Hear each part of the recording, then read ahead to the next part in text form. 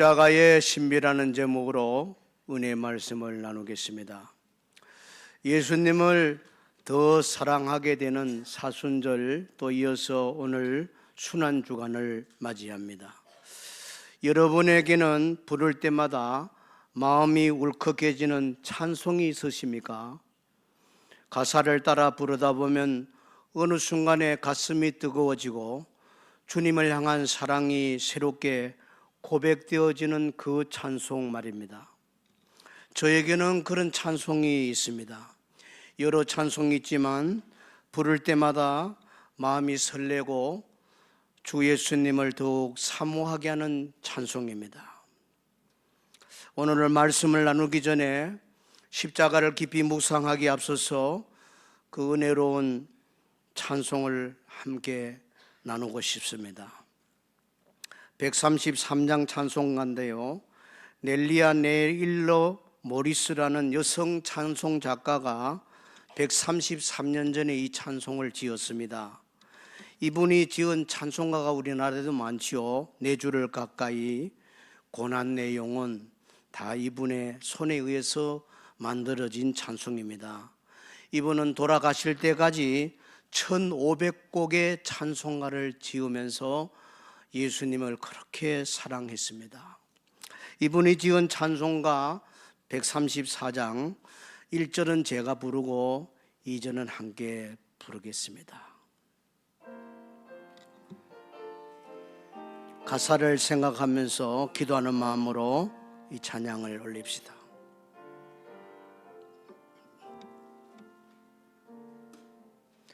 나 어느 날 꿈속을 헤매며 어느 바닷가 거닐 때 그 갈릴리 오신이 따르는 많은 무리를 보았네. 나 그때에 확실히 맹인이 눈을 뜨는 거 보았네. 그 갈릴리 오시니 능력이 나를 놀라게 하였네. 내가 영원히 사모할 주님, 참 사랑과 은혜 넘쳐 나 배웠고 그로부터 내 구주로 섬겼네. 2절 다시.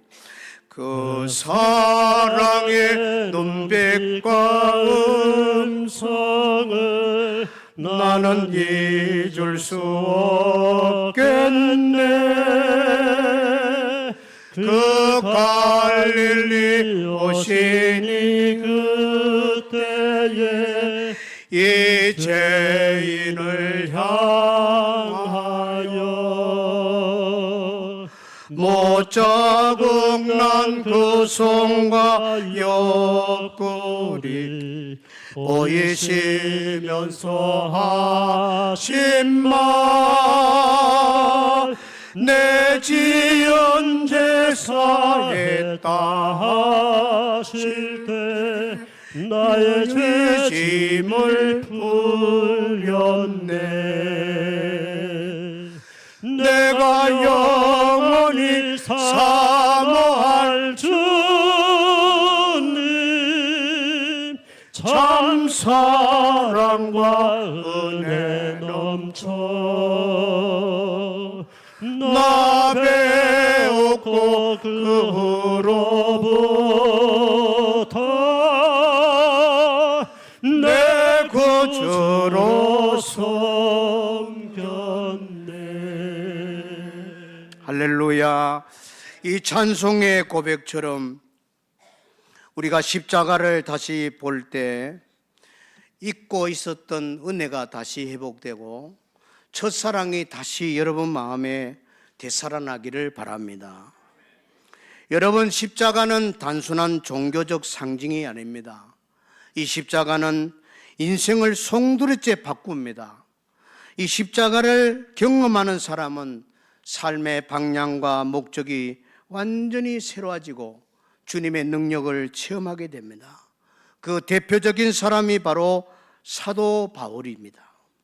한때 교회를 핍박했던 사람이고 예수 믿는 사람을 잡아 가두는데 앞장섰던 그가 예수님을 만나고 십자가를 경험한 후에는 그 인생 전체가 바뀌어졌고 마지막 단도대에 목이 잘리면서까지 주님을 위해서 충성한 사람이에요. 사도 바울은 그의 일생에서 가장 중요하게 여기는 삶의 좌우명 같은 말씀이 있습니다. 갈라디아서 6장 14절입니다. 내게는 우리 주 예수 그리스도의 십자가 외에 결코 자랑할 것이 없으니, 십자가 외에는 결코 자랑할 것이 없으니 그리스도도 말미암아 세상이 나를 대하여 십자가에 못 박고 내가 또한 세상에 대하여 그러하리라. 세상을 단절한다는 것, 세상에 물들지 않겠다는 것, 예수님만 존귀 여기고 예수님만 자랑하고 세상하고는 거리를 두겠다는 위대한 고백이죠. 이어서 고린도전서 2장 2절에는 내가 너희 중에서 예수 그리스도와 그가 십자가에 못 박히신 것 외에는 아무것도 알지 아니하기로 작정하였습니다. 십자가만 자랑하고 십자가 외에는 다른 거 알지 않기로 작정했다고 바울은 그렇게 살았습니다. 십자가가 그의 인생의 목표고 자랑도 오직 십자가고 삶의 중심도 십자가고 삶의 이유도 존재의 근원도 오직 십자가였습니다. 성도 여러분, 오늘은 종료주일입니다. 동시에 순환주일이 시작되는 날입니다. 예수님의 십자가 죽음을 깊이 묵상하는 거룩한 한 주간의 시작점에 있습니다. 이 시간 우리는 다시 십자가를 바라볼 때 단순한 기억이 아니라 구원의 감격이 다시 여러분에게 회복되기를 바랍니다. 믿음이 깊어지기 바랍니다. 잘못한 자는 눈물로 회개하는 한 주간이 되고 주님 앞에 새롭게 살기로 사명을 결단하는 이 주간이 되기 바랍니다. 우리는 질문해야 됩니다. 왜 십자가는 이토록 위대한 것인가? 왜 인류 역사의 가장 신비로운 일이 십자가 사건인가? 오늘 말씀을 통해서 짧게 십자가의 신비를 깨닫고 믿음을 새롭게 고백하는 귀한 시간 되기를 바랍니다. 첫째는 십자가는 신비로운 대속의 은총입니다. 여러분, 예수님이 십자가에 달려 돌아가실 때 신비로운 큰 사건이 3개, 4개가 일어나요. 먼저는 그 대낮에 태양이 빛을 잃어버려요. 태양이 빛을 잃어버려요.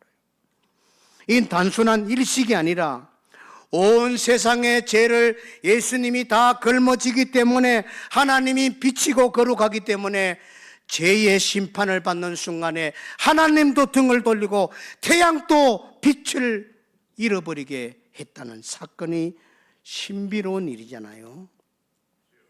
이 순간이 가장 영적인 어둠이 많은 시간, 십자가에서 죄값을 치르는 시간이기 때문에 태양도 3시간 깜깜하게 빛을 잃어버렸다 그랬어요. 그리고 예루살렘 성전에서 일어난 일입니다. 성전의 가장 깊은 곳, 하나님이 임재하는 지성소와 성소를 나누는 휘장 커튼이 위에서 아래로 뒤져졌습니다. 이게 신비로운 두 번째 사건입니다. 이것은 더 이상 하나님께 나아가는 길이 막혀 있지 않다는 거예요. 누구든지 예수 그리스도 통해서 하나님께 나아갈 수 있다는 영적인 사인입니다. 그리고 세 번째 의지는 큰 사건은 예수님이 숨을 거두는 순간에 땅이 흔들리고 바다가 막 갈라져요. 마태복음 27장 51절에 나오지요. 이것도 단순히 자연현상이 아니고 창조 세계에 하나님께서 이 구원 역사를 가장 우주적으로 드러내는 사건이라는 것을 보여주는 신비한 일입니다. 이와 같이 예수님께서는 십자가에 달려 있어서 장장 6시간 피를 쏟으면서 극심한 고통을 당하는 순간입니다. 그런데 묘하게도 또 신비하게도 예수님이 중앙에서 십자가에 달리셨고 강도 둘이 워낙 악랄한 죄를 지어가지고 그날 같이 매달아서 죽임을 당하는 순간이에요. 한쪽 강도는 예수님을 계속 조롱합니다. 그런데 한쪽 강도는 야, 함부로 입 놀리지 마. 이 중간에 있는 이분은 거룩한 분이야. 하나님의 아들이야. 이분은 인류를 구원하는 메시아야. 그리고 이 강도는 학생들하고 나가지 마. 가만히 있어. 이 강도는 예수님을 향하여 이렇게 요청합니다. 주님의 나라에 들어가실 때에 나를 기억해 주세요. 이때 예수님께서 놀라운 속죄의 은혜를 선언합니다. 본문 43절입니다. 예수께서 이르시되 내가 진실로 네게 이르노니 오늘 너와 나와 함께 어디 간대요? 낙원에 있으리라. 할렐루야. 천국에 갈 거야. 여러분, 이 장면은 바로 십자가의 본질을 보여주고 있어요. 강도는 아무것도 안 하고 악만 행하다가 살다가 죽는 순간에 예수님 앞에 호소합니다. 지난날 잘못했습니다. 잘못된 인생을 살았습니다. 마지막 예수님 옷자락 붙들고 주님 가시는 곳에 저도 가면 안 되겠습니까? 주님 손을 내밀어 주세요. 그 순간에 예수님이 너하고 나하고 오늘 천국 낙원에서 만날 것이니라. 여기서 보세요. 구원은 바로 행위가 아니고 은혜로 받는 것입니다. 구원은 내가 공로를 세워서 얻는 것이 아니고 하나님의 사랑으로 얻는 것입니다. 예수님의 십자가는 우리를 향한 하나님의 지극한 사랑을 드러내는 거예요. 그래서 십자가를 바라볼 때 우리는 감격해하고 눈물을 흘릴 만큼 사랑하게 되는 거예요. 다시 한번 우리 죄를 깨닫고 회개하면서 거룩한 이 한 주간을 새롭게 믿음이 변화되는 여러분 되기를 바랍니다. 둘째는 십자가는 하나님께 나아가는 길입니다. 예수님께서 십자가 위에서 운명하시는 순간에 신비한 사건이 좀 더 구체적으로 설명하면요, 본문 44장 45절입니다. 때가 6시 난 12시입니다. 태양이 빛을 잃습니다. 온 땅에 어둠이 임하여 제9시 오후 3시까지 계속하며 그 다음에 성소의 휘장이 한가운데로 위에서 아래로 찢어지더라. 이 장면은 단순한 자연현상이 아니고 하나님께서 십자가의 의미를 분명하게 보여주는 신비한 사건입니다. 특별히 우리는 이 말씀에 주목해야 됩니다. 성소의 휘장이 찢어지더라. 할렐루야. 여러분, 성소와 지성소 사이에 휘장이 있었다는 것은 말이죠. 여러분, 이 지성소 안에는 하나님이 임재하는데 1년에 한 번 대속죄일 7월 10일 날 여러 대제사장 가운데 한 명이 기도하고 기도해서 제비 뽑힌 사람만 들어가는 거예요. 1년에 단 한 번 대제사장이 휘장을 열고 들어가는 곳이 지성소입니다. 그런데 지성소가 찢어졌다는 것은 이제는 예수 피를 믿는 사람은 누구든지 하나님께 나갈 수 있느니라. 아멘 하시죠. 누구든지, 대제사장만이야. 아들 예수 피를 믿는 사람은 누구든지 하나님 앞에 설 수 있다는 사건이, 휘장이 찢어진 사건이에요. 어마어마한 사건이죠. 이것은 바로 우리를 구원하는 하나님의 역사고 은혜인 줄로 믿습니다. 하나님이 길을 연 거요. 사람이 찢으면 아래서 위로 찢어지지만은 위에서 아래로 찢어졌으니 누가 찢은 겁니까? 하나님이 찢은 거요. 이것은 바로 하나님께서 우리가 다 나올 수 있도록 막힌 담을 헐어버렸습니다. 그래서 히브리서 10장 19절의 말씀은 이렇습니다. 우리 이 말씀은 중요하니까 같이 읽읍시다. 시작. 우리는 예수의 피를 힘입어 담대하게 지성소에 들어가게 되었습니다. 아멘. 누구 피로? 예수 피로 담대하게 이제는 지성소에 들어갈 수 있게 됐다는 거. 여러분, 이렇게 십자가는 최고의 신비로운 것입니다. 하나님과 막혔던 관계가 회복되고 하나님 앞에 갈 수 없는 죄인이 나아갈 수 있는 거룩한 다리를 놓아주신 분이 예수님의 십자가입니다. 여러분, 이걸 아시고 교회를 오래 다니더라도 천국 갈 확신이 있지요 하면 나 부족해요, 아는 게 없어요 그러는데 그게 아닙니다. 십자가가 말해요. 이미 길이 열렸다고. 할렐루야. 2000년 전에 주님이 다 길을 열어놨어요. 길을 열어놨는데 부족한 게 아니에요. 몰라서 구원 못 받는 것도 아니에요. 예수님 십자가 붙들고 그 보혈 의지하고 하나님께 나아가면 됩니다. 부족하니까 우리가 예수 피로 의롭게 해주는 거예요.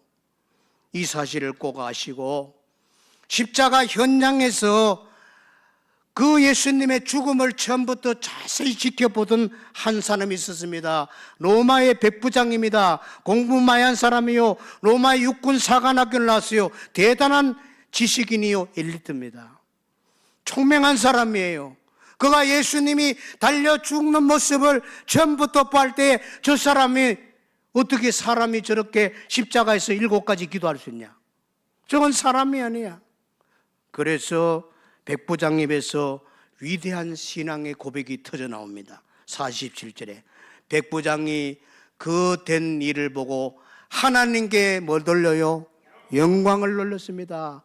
이 사람 예수는 정령 의인이로도다. 할렐루야.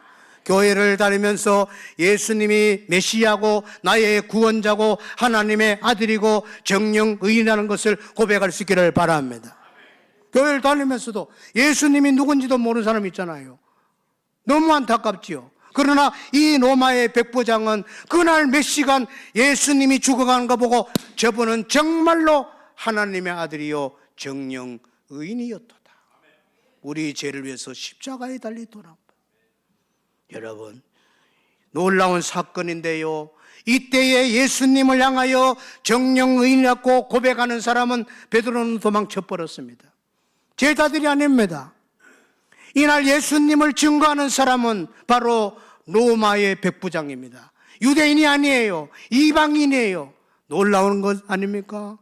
예수님의 그 죽음의 사건에서 저분은 하나님의 아들이고 의인이라고 고백한 것은 바로 우리들과 같이 이방인이라는 거예요.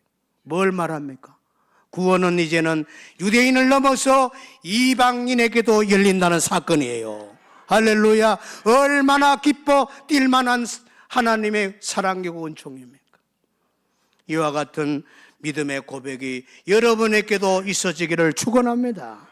세 번째, 십자가는 사명자의 길입니다. 십자가는 사명받은 자가 깨닫고 이 믿음의 길을 걸어가는 거예요.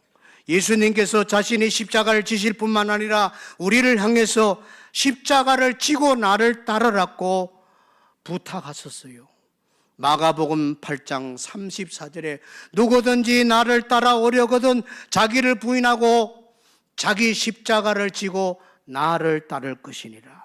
자기 십자가.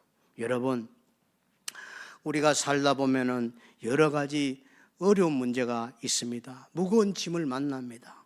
고통이 있습니다. 경제적으로 요새 살기 어렵지요. 청년들의 직장이 안 열리지요.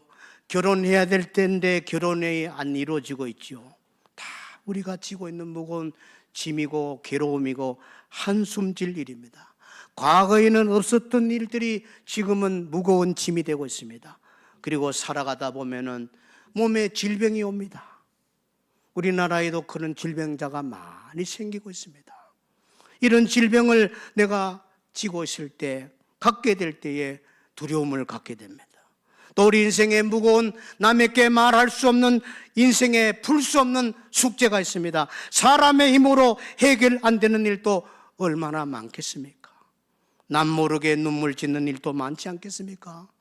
바로 여러분, 그 순간에 여러분은 내게만 왜 이런 어려움을 주었나고 생각하지 마시고 나보다 더 무거운 짐을 지고 있다는 사람도 생각해 보면서 주님이 이것조차 십자가로 내게 지어진 것이구나 달개지시기를 바랍니다. 또한 우리 모든 그리스도인에게 공통적으로 져야 될 십자가가 있습니다. 그것은 바로 십자가 복음을 전하는 사명입니다. 예수님이 부활 승천하시고 마지막 감람산에서 제자들에게 최후 유언과 같은 지상 명령의 말씀은 사도행전 1장 8절입니다. 성령이 너희에게 임하시면 땅끝까지 이르러 내 증인이 되리라. 나를 증거하라. 십자가를 전하라. 예수 부활의 복음을 전하라. 예수 믿으면 구원받는다고 너희 가족들과 친구들과 이웃에게 전하라. 전하는 자가 되라. 너만 구원받지 말고 구원에 아직 들어오지 못한 사람을 불쌍히 여기고 그들에게 예수 그리스도의 부활의 복음을 전해다오. 전해다오. 예수님이 그렇게 부탁하셨어요. 이것이 우리의 사명입니다. 우리의 사명을 붙드는 오늘 은혜의 시간 되기 바랍니다. 이제 이어서 우리는 오늘 예수님의 몸과 피를 상징하는 떡과 잔을 받는 성찬의 시간입니다. 단순한 의식이 아닙니다. 이 성찬은요, 다시 한번 구속의 은혜를 깊이 깨닫고 다시 한번 사명을 붙드는 결단한 시간이 되어야 돼요. 고린전서 11장에 나옵니다. 너희가 이 떡을 먹으며 이 잔을 마실 때마다 주의 죽으심을 그가 오실 때까지 전하는 것이라. 날 위해서 십자가에 피 흘려 돌아가신 그 주님을, 그 복음을 주님 오실 때까지 전하는 저와 여러분 되기를 바랍니다. 기도합시다. 하나님 아버지, 십자가가 얼마나 신비로운 사건인지, 십자가 때문에 대속의 은총으로 구원받는 하나님 자녀가 됐습니다. 만극한 은혜와 사랑을 받았습니다. 예수님의 십자가 보혈 때문에 죄인된 저희들이 하나님께 나아가는 길이 열렸습니다. 십자가는 또한 우리가 이 세상에 살아야 될 사명자의 목표를 제시해 줘서 사오니 이 길을 잘 걸어가는 주의 자녀들 되게 하여 주옵소서. 예수님 이름으로 기도합나이다. 아멘.